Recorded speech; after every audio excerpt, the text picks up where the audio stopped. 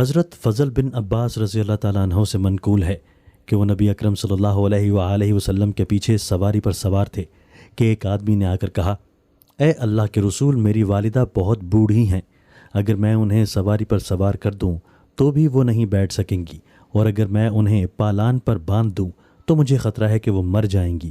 رسول اللہ صلی اللہ علیہ وآلہ وسلم نے فرمایا، تو بتا، اگر تیری والدہ کے ذمے قرض ہوتا تو کیا تو اسے ادا کرتا؟ اس نے کہا، جی ہاں۔ آپ نے فرمایا، پھر اپنی ماں کی طرف سے حج بھی کر۔ حضرت ابو بکر رضی اللہ تعالیٰ عنہ سے روایت ہے، انہوں نے فرمایا، اللہ تعالیٰ نے مجھے ایک فرمان کی بدولت بچا لیا جو میں نے رسول اللہ صلی اللہ علیہ وآلہ وسلم سے سنا تھا۔ جب شاہ ایران قسرہ مر گیا تو آپ نے پوچھا، ان لوگوں ایرانیوں نے کسے جانشین بنایا ہے؟ لوگوں نے کہا، اس کی بیٹی کو۔ آپ نے فرمایا، وہ قوم ہرگز کامیاب نہیں ہوگی جنہوں نے اپنی حکومت ایک عورت کے سپرد کر دی۔